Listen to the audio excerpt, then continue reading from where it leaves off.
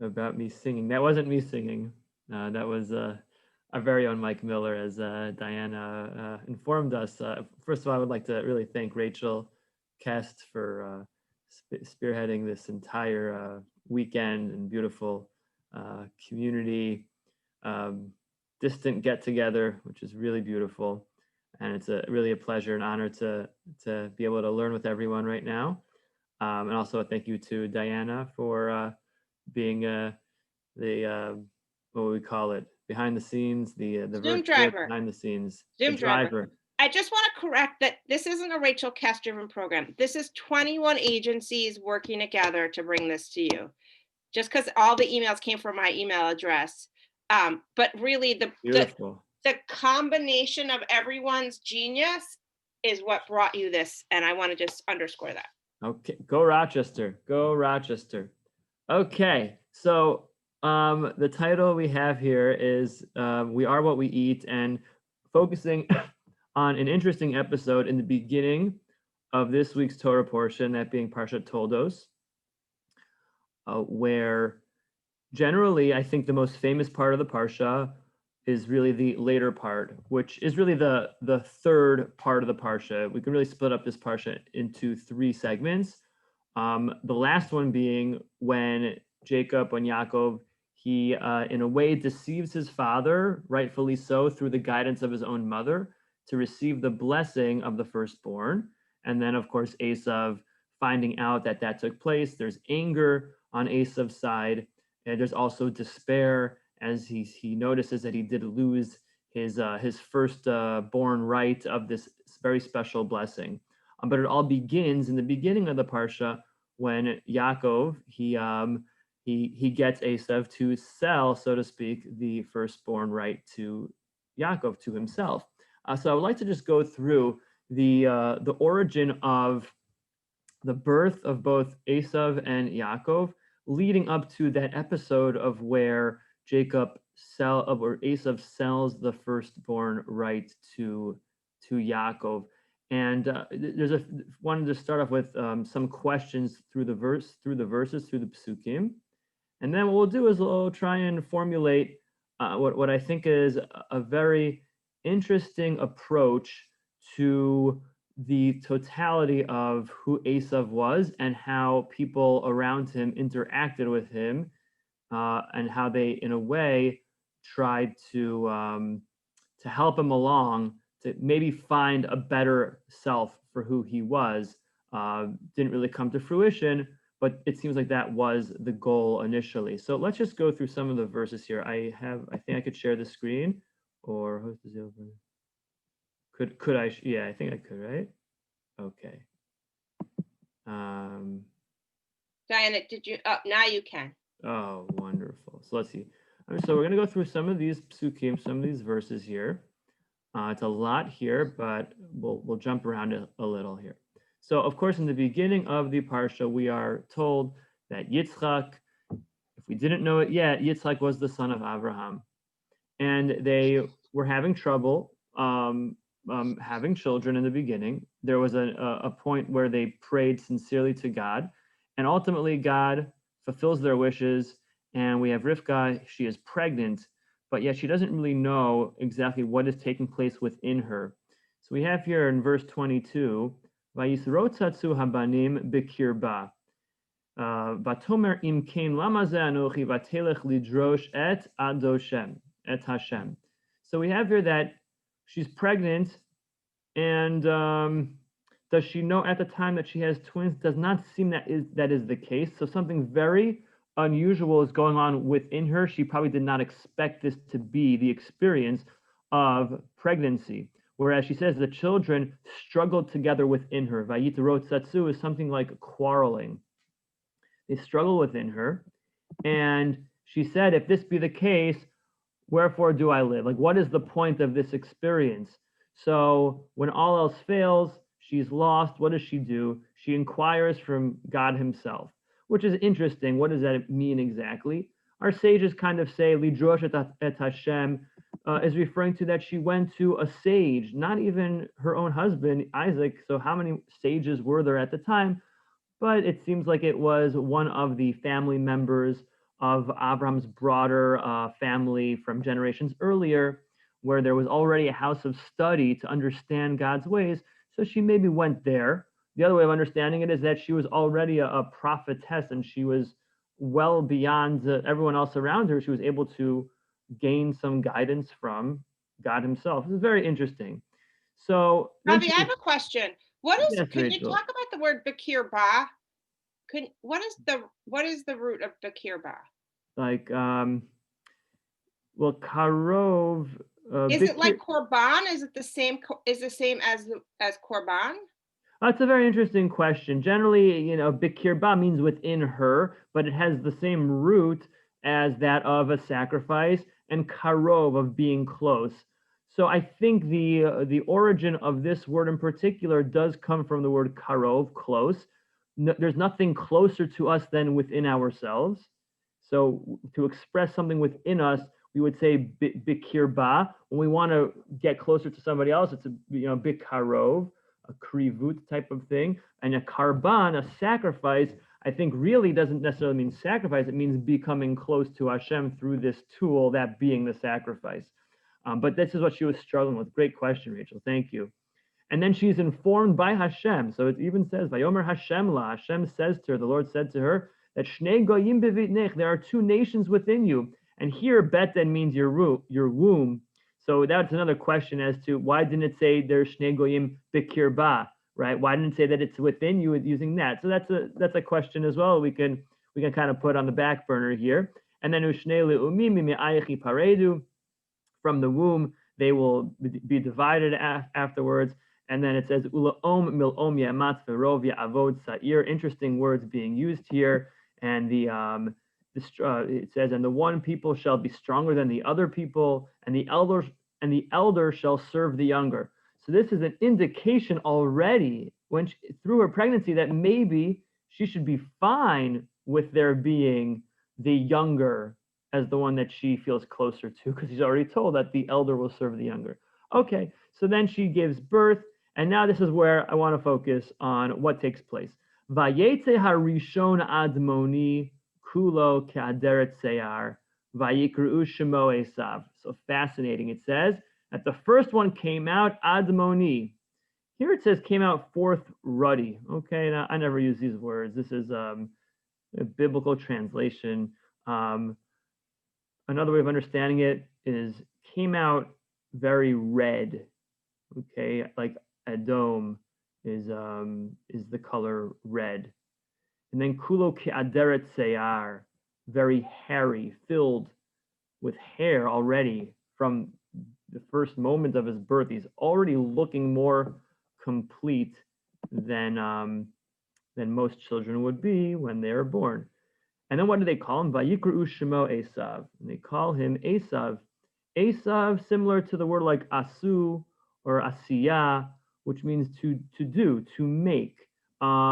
He was made, like he came out already being like made as more like an adult feature than as an infant. Now, what's interesting, just a side point, within the word for red, admoni, also is Adam. Now, I don't know if Adam was formed being very hairy. I don't think that was ever a feature that we were informed of. But Esav might be the first person that looks more adult-like in his initial stage of being in this world, more than anyone else, probably as close to that of Adam, who was formed, as from what I've been taught, as a complete person.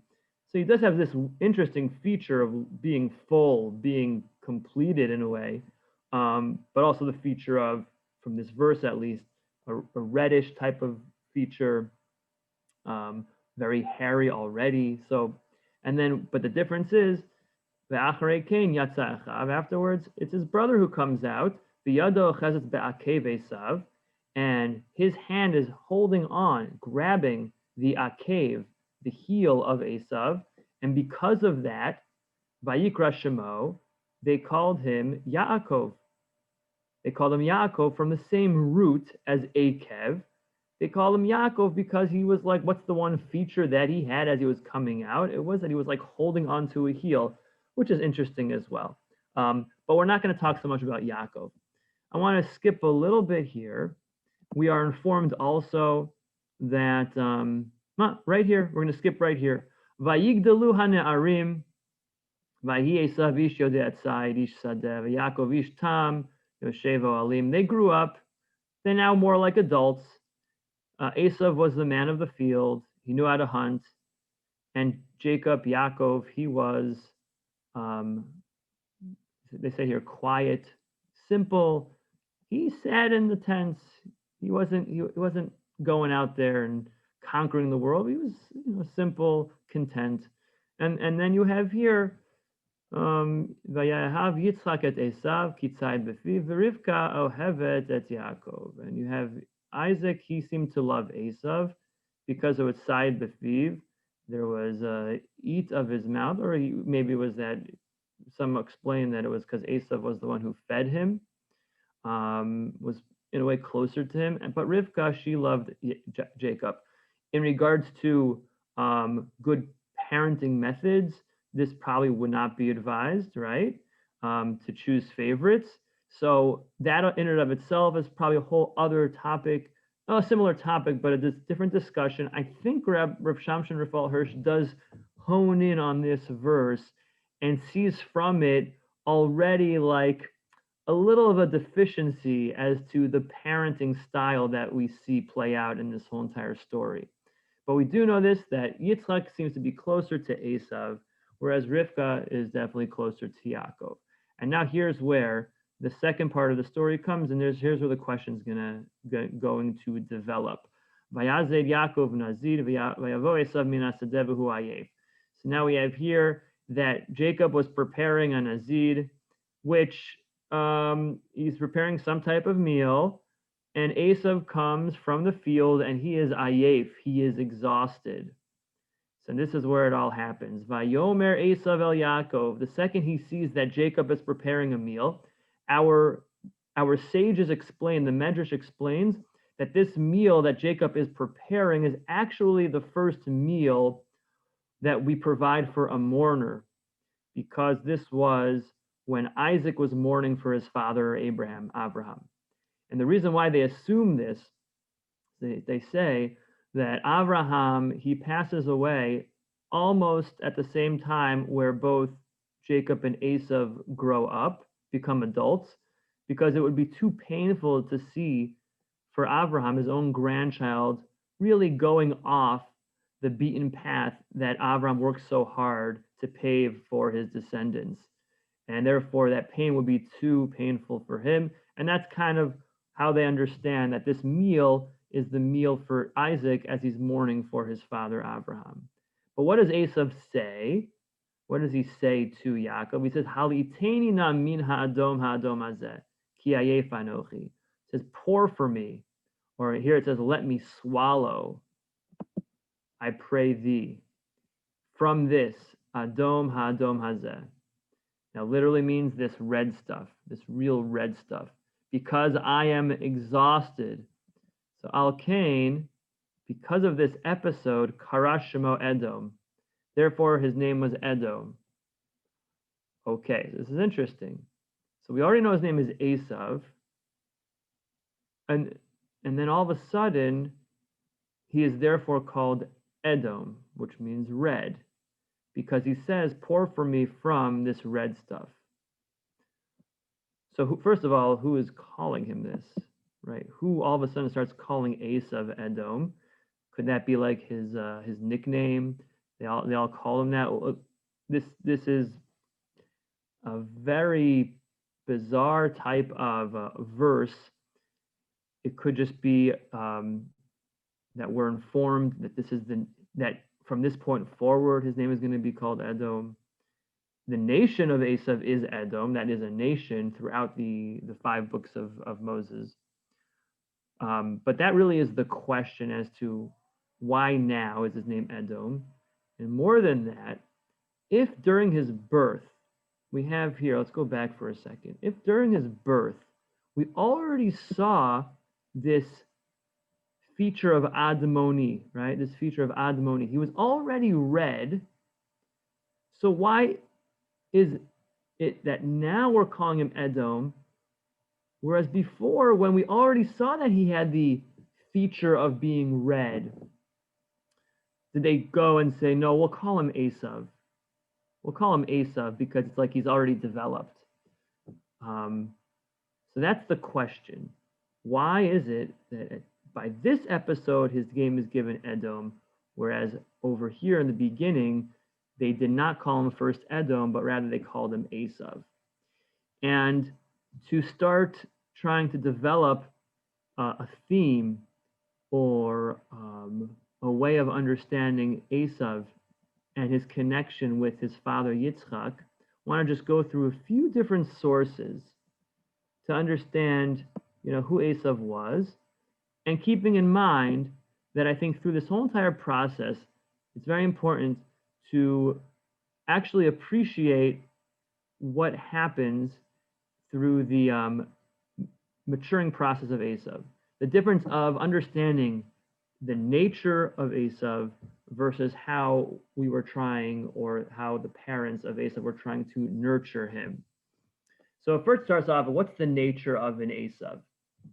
The nature of an Esav, we'll start with this verse, the first one that we said of Vayit Rotzatsu, that they were quarreling inside, they were struggling inside.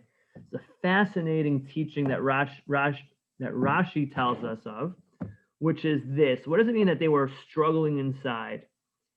And Rashi says this verse is screaming to us to expound upon it. Like there's got to be more to this verse. So what's happening within Rivka as she is pregnant? So Rashi informs us, what does this mean? It means this. It says, Rabotenu darshu lashon ritza. The rabbis, they expounded that the word for ritza really means like ratz, to run towards something, which is this. Kishahaita overet al pitre Torah shel shem ve'ever, that when Rivka would pass by the study halls of the yeshiva of Shem and Aver, Yaakov ratz umifarkes latzet. So to speak, that when Jacob, he sensed this incredible spiritual experience, and in the womb, he was trying to push out and create this kick to run to the study hall. However, when she would pass by the Pitrei Avodah Zara, when she would pass by the houses of idol worship, of idolatry, Esav mifarkes et latzet. Esav would be the one to try and push through and run to those homes of idolatry. So this is fascinating. What that means, though, and it's really not fair, the nature of these two fetuses, these twins within the womb, is that they had already a preconceived, or they were pre-programmed to go one way or the other.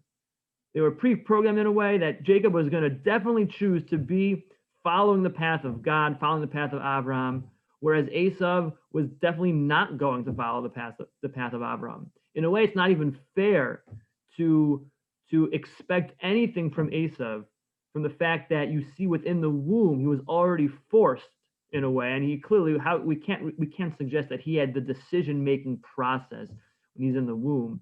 It's not fair, but he was already running towards failure. So that's already what is happening here.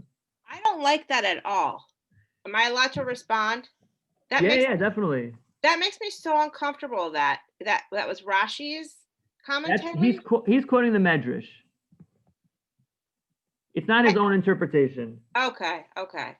He's quoting a Medrash. Bereshit Rabbah. Okay. And still, like, that's like mean. I feel like that's just like not giving Esav a chance. Okay, so let's develop this. So we already have, but this is a very sincere question, Rachel, that you just posed to the group, because it is not fair. But this is, we have to kind of look at all individuals, especially at a young age, and realize that if there are tendencies that they have, you cannot label them at that moment. It's not fair. You cannot label them at that moment. So then even going further, so what happens? They're born.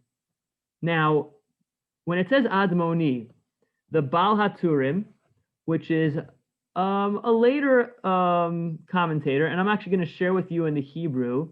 Don't get too nervous because it's in Rashi Hebrew. I don't know how beneficial this will be for all of us, but let's see if we could appreciate here. So Admoni, right? We said that he was born.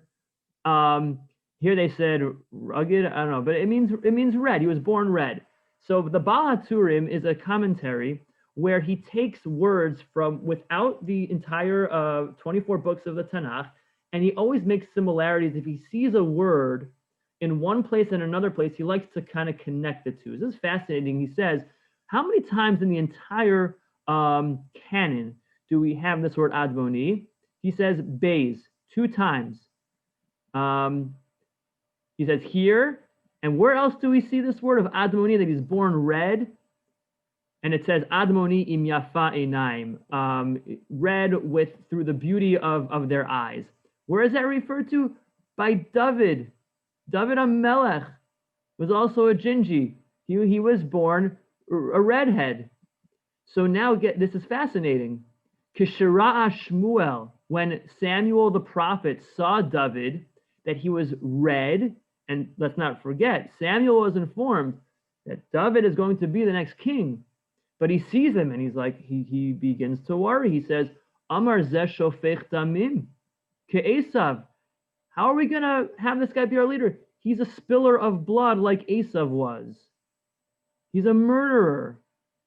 That, naturally speaking, Admoni means, it's like, now I don't know what this says about redheads, but this is specifically referring to Esav and David. But there's a tendency, a natural tendency, this thirst for blood.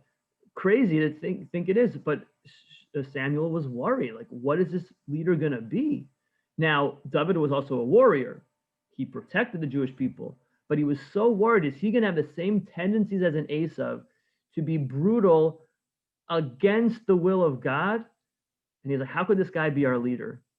So then it says, V'im ke nemar, therefore, after it says Admoni, it says Im yafa einayim, with the beauty of their eyes, because what happened was they even had to go through the process of bringing him to the Sanhedrin, to the court, and the court understood, the court of 70 judges, which was the central court for the Jewish people in Yerushalayim, who osa shekaro einayim shnemar v'im me'enei ha'edah, meaning they brought him in front of the eyes of the Sanhedrin, and the Sanhedrin understood, the court understood that no, this Admoni tendency is not going to be perverted. It's not going to lead to something which is negative. Actually, he's going to be a leader of the Jewish people.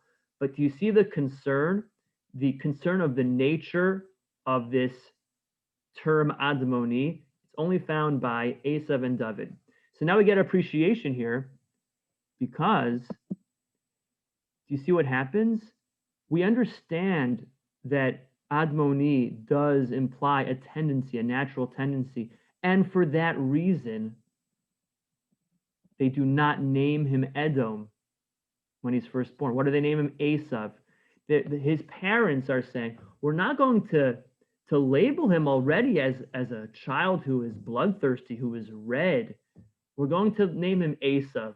Another feature that he has, it's not a bad feature. He's made already. He's complete already. It's not going to put a stain on his reputation at all. And that happens from the time he's born. So Esav, in a way, is a name given by his parents, what I would like to suggest, as not labeling, as giving the child a chance of seeing what's going to happen. We have to give him time. Okay, so that, in a way, is the first opportunity that well, say that definitely Yitzhak and Rivka are trying to make sure that their son is not going to be labeled, even though within the womb he was already running towards the house of idol worship. No, we're not going to say this is him yet. We have to give him a chance. So then what happens is this. They grow up, vayigdalu. They grow up, and then you have this episode where they're already adults. they kind of found their way. And potentially this was the one real opportunity Esav had to express and show if he's able to allow the nurturing component of, let's say, a father like Yitzchak who loved him so much, who was there for him. Would Esav stand up to the task and say, maybe I can change my ways? And let's remember, this is a moment, a sincere moment for the family, where Esav's coming back from hunting, but yet it's the mourning period for an Avraham. Esav has a great opportunity to show that even though naturally speaking, it wasn't fair as to what he was given, but through nurturing, maybe he could change his ways. But if he doesn't choose in a way the right path, then the problem is that he is now defining himself. His parents aren't defining him, but he is defining himself. So when it comes to his approach and his perspective, I want to share with you one other fascinating teaching, which from the Dat Zakenim, which is also an older commentary. And I've only saw this a few years ago. I found this to be fascinating. It's a little more insight into how patient Esav's father Yitzchak was with so hoping that we can turn around the Esav, and we can make him into something with good morals and wants to be good to people. So in this word of Vayigdalu, yeah, there's a fascinating commentary. It says here, the Dat Zaken, I don't know if I can get it. Here we go. So he said, Vayetze Harishon Admoni, another interpretation, he came out red. So the Midrash explains that when Yitzchak, Kishera'u Aviv, when Yitzchak saw Esav, when he first saw him come out of the womb and he was all red, he said, Amar Adayin lo nivla bo damav. He said that the blood of his body has not been absorbed yet appropriately, like he had jaundice. And by the way, that's one of the things that prevents a Brit Milah from taking place. The child has to be extremely healthy. You cannot give a child a circumcision if there's any inkling of that something isn't right. So Yitzchak sees this and says, okay, we have to wait. V'lo ratza lemolo l'shmoni yamim. He did not want to circumcise him by the 8th day because he was still red. So the problem is, kisha avar shana, oshna time, but then when a year passed and 2 years passed, and Yitzchak saw that he still hasn't absorbed the blood, so as a father, when you're the father of Abraham, when you're the son of Abraham, the one commandment Abraham had was you got to circumcise your children, right? That was like the big one. And then Isaac is waiting. That's not so good. But the thing is, Esav's still red. So for 13 years, it said, he still, lo maloto amar, he said, hoil velo malatioto lishmona kamoni, since I didn't circumcise Esav on the 8th day, like I, that being Yitzchak, was circumcised, what's he going to do? Amtinachie ben Yud Gimel. He's going to wait until he's 13 years old. Like who? Like Yishmael. Yishmael was circumcised at 13 years old. So this is a fascinating teaching here. Do you see what Yitzchak just did?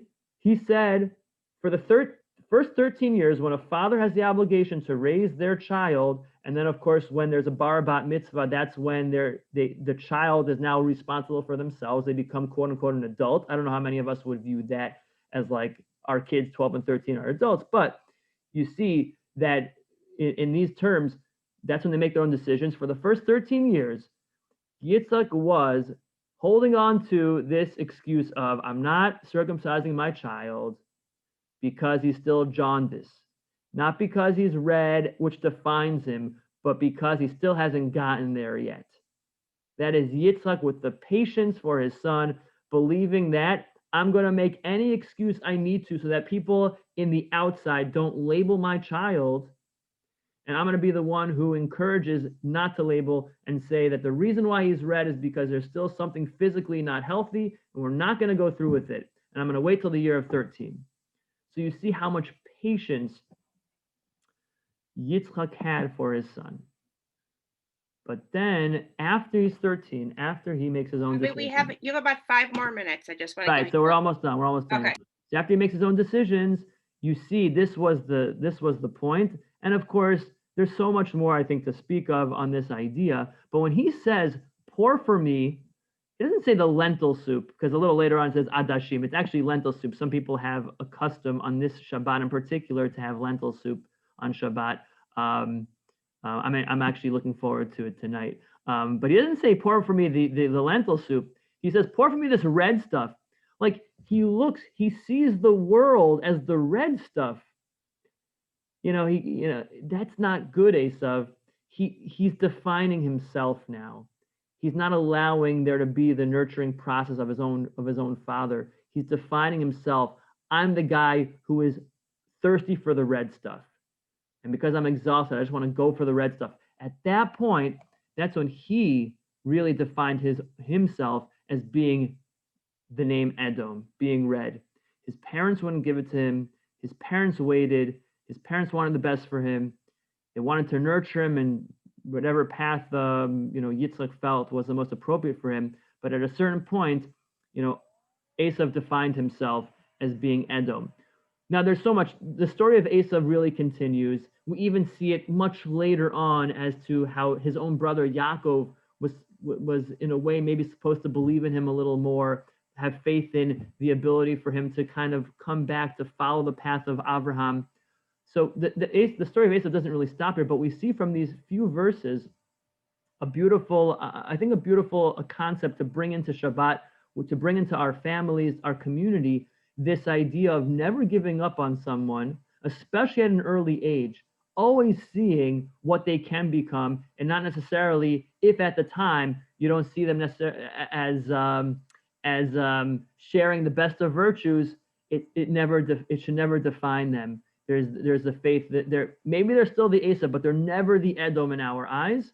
And we always have the ability, the closer we get, to nurture those that are searching for it, to nurture ourselves, to not necessarily give in only to the nature of who we are, but to believe that there's a beautiful process of the human condition to connect to others and to bring them and help them and help ourselves to a better future, a more virtuous, a more moral, and a more loving and compassionate future.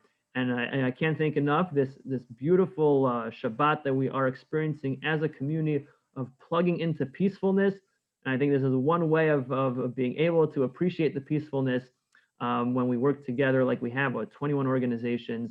It's been a beautiful experience and preparation of nurturing, not about nature, not the nature of what COVID is telling us what to do, but the nurturing, saying that COVID, we understand what we have to do, and we're going to make it happen. And it's been a beautiful thing to be part of, and I wish everyone a Shabbat Shalom. Shabbat Shalom, Rabbi. Toda Rabba. Bivakasha, Jane. Toda. Thank you, Rabbi. That was beautiful. That was beautiful. And it was a reminder of how much I like doing text study and how I miss it. I miss it so much. Thank you. Thank you. Thank you so much.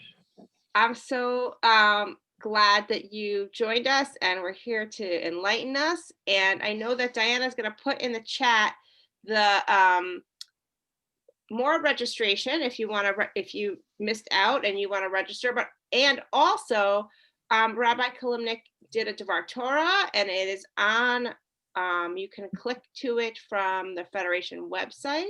There are a few others there as well. And she's going to put that in the chat now. And oops, thank you. Thank you so much. Shabbat Shalom, everyone. And happy Thanksgiving to you. Happy Thanksgiving. All right. Amen. See you soon. Bye-bye. Shabbat Shalom. Bye.